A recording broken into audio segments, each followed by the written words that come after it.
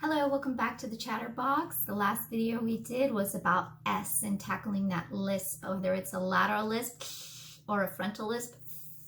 The other sound that a lisp affects is our Z sound.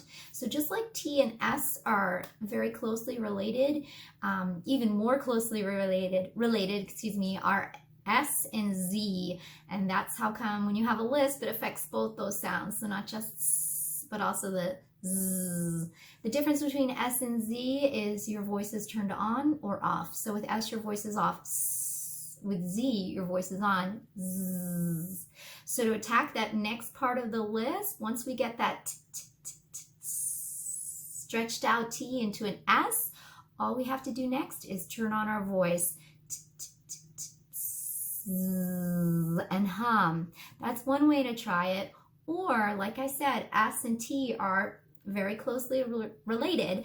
They're probably cousins, whereas Z's cousin would be D. So D is the same as a Z, right behind the teeth, D, D, D, except your voice is on. You hear that? Just like the S, the voice is off, T, T, T, T, T, Z, voice is off. D, D, D, D, D. You can touch your neck and actually feel your voice is on.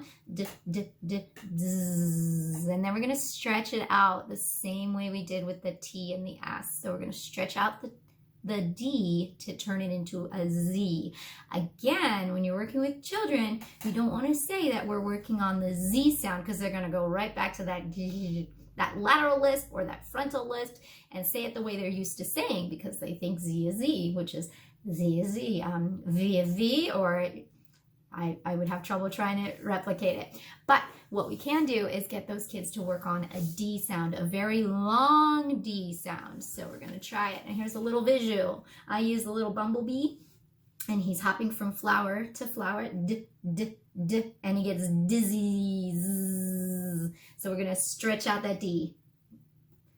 D, D, D, Z, stretch it out. And like I said in the video about the S's, we don't want to think about the letter name Z. We're not working on Z, we're working on a sound.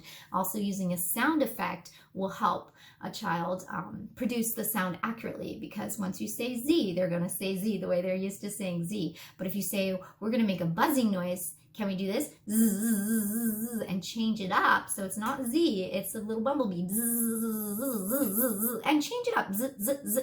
I honestly think that children learn animal sounds so young because they're learning their sounds, their letter sounds. So like R is one of the hardest sounds, which we'll do another video on R.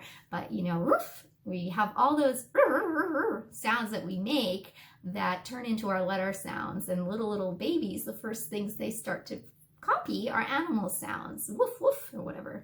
So anyway, so try and change that up to a Z. To get a Z sound, we're going to call it a buzzing noise, maybe the bumblebee, or our long D sound, D, D, D, D, Z, stretch it out, just like we did with our S and T in the train.